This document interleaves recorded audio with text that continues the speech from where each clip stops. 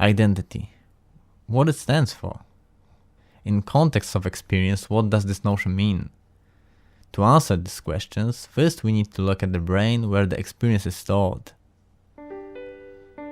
Every baby is born with approximately 100 billion neurons and 50 trillion connections or synapses.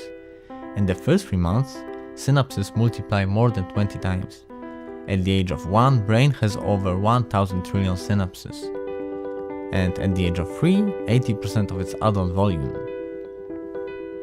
Kids with senses observe and interact with the world so they can learn. Main characteristic of the newborn's brain is complete awareness and undeveloped consciousness. They look at everything in non-judgmental way, but through the passage of time thoughts start to emerge, thoughts which direct the awareness. By directing awareness at a certain property, you are guided by the experience linked with that property. Therefore, brain starts to develop consciousness. But your consciousness is not just about your experience. It is also about experience of your parents, friends, teachers, etc. Moreover, it is also about those who had impact on them. Entire net of experience which we absorb and learn from. Despite this net of experience, you are also an individual organism, single brain where the identity evolves. Philosophers define identity as a set of practical, emotional and logical representational responses, psychologists as mechanisms of perception and understanding. But can we understand our mechanisms? Are we able to understand who we are? We often analyze our reactions in regard to recent events. By introspection, we submerge in profound sense and analyze reactions accordingly to very first events, which in some cases reach the earliest childhood. Neuroscientists discovered that frequent introspective activity can induce changes in our brain. It can rewire our brain, therefore our identity. Whereas mental training such as meditation can restore their complete awareness. So I ask again, what identity means? Because in regard to brain development, the net of experience, introspection and meditation, notion of identity seems a little abstract, doesn't it? In fact, may be so abstract that it may be considered as non-existent.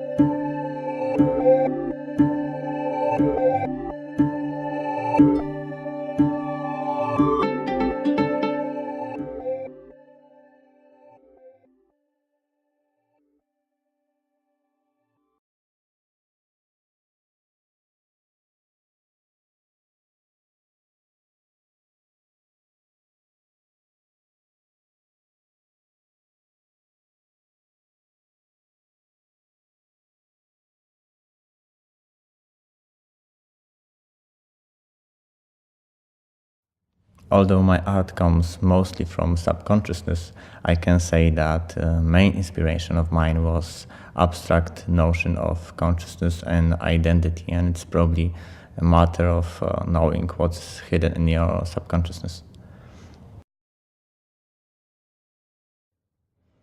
Well, for me, consciousness is similar to music. Well, we've got different genres in music, just like with consciousness.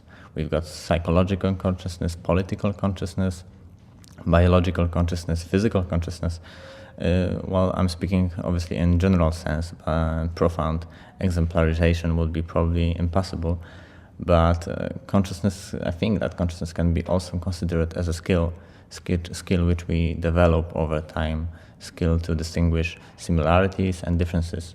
And it's just like with music, it's up to you what you compose and listen to. Moreover, again, it's just like with music. Music cannot exist without notes, and consciousness cannot exist without experience. So, in simple definition, I would probably say that consciousness is an intricate process of composing your experience. I develop my statement in art through experimentation with expression and my awareness, basically. I do not intend to represent anything particular, thus I've got a lot of space for expression. Because you see, if I would focus on a certain context, I would occupy the space with certain idea. Whereas in the process of renunciation, the intention, you become totally free and therefore honest. Through honest expression, you represent everything what you emotionally believe in. So your compassion, love, and everything that relates to this emotion. So unity, integrity, but also anger, sadness, and loneliness and sense of alienation. What do I emotionally believe in?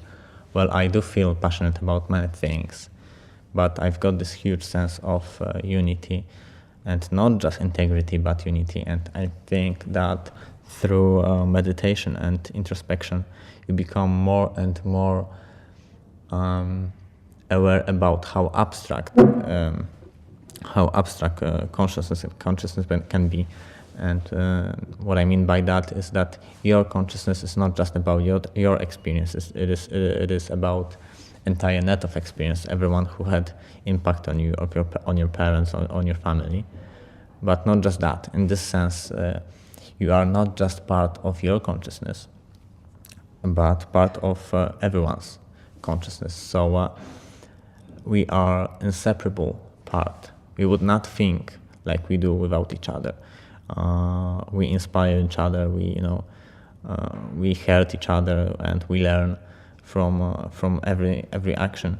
So in this sense, we create one, and I think that this experience of unity, I feel very emotionally about that, and I think that is something what I want to express, and what I am expressing in my art. So yeah, this is something what I feel very emotionally about.